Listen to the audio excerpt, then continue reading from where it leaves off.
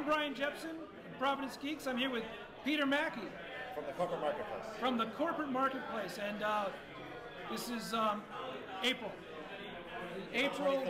23rd, 2008, Geek Dinner. I got to put that in there. Nobody know what the video is from. So, Peter presented some very cool stuff, a little bit about what they do, a lot about their architecture, which is the part where I sort of started really zooming in, because I'm actually a former developer now. I edit things, but I hack still. So Peter, I'm going to ask you, probably going to end up talking a lot about your software, but software stack that you build on. But tell us a little bit about what you guys do.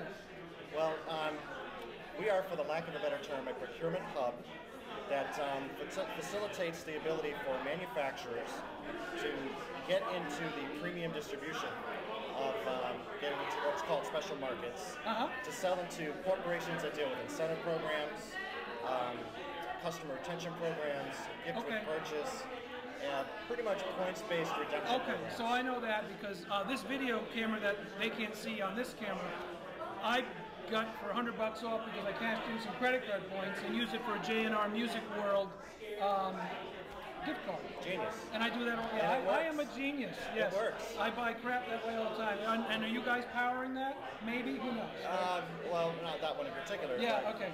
Many around the world. Oh, that's great. Yeah, I'm a sucker for those kinds of programs.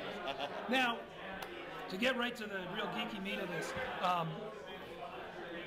you mentioned that you're building on .NET and Microsoft. Yes. And it sounds like you've got that figured out.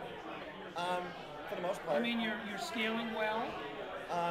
Yes, I went overkill. I got decent fast servers. We went 64-bit. We went fiber, and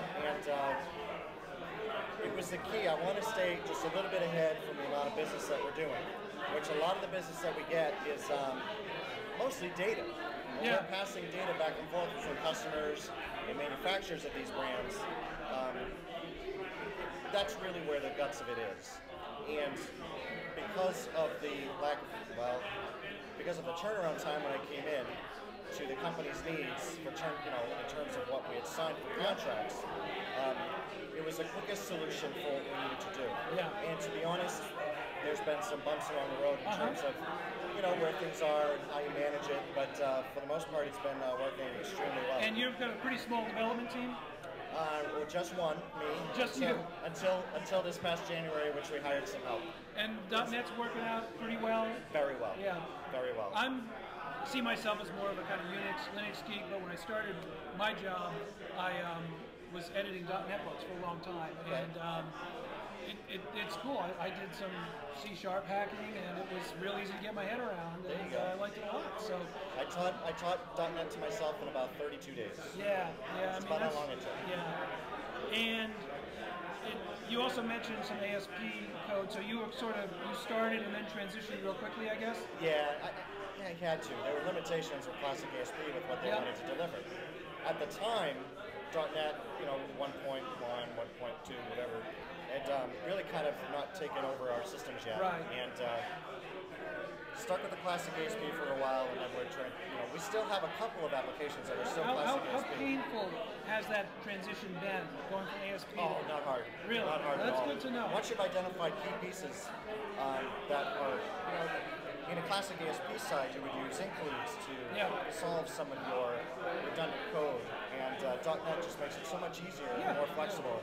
And I mean, it's a real web application environment. It is, and that made it easier for us to turn around other projects, especially when some of the back-end redundant stuff was always the same. Right. No matter who you deal with as a customer, you still have to do the same thing with the order. Yeah. And no matter what brand you have, you still have to do the same thing with that piece of product. And you did mention in response to the unsurprising question, why not Linux, why not open source, that you considered it, but the migration would interrupt a lot. Absolutely.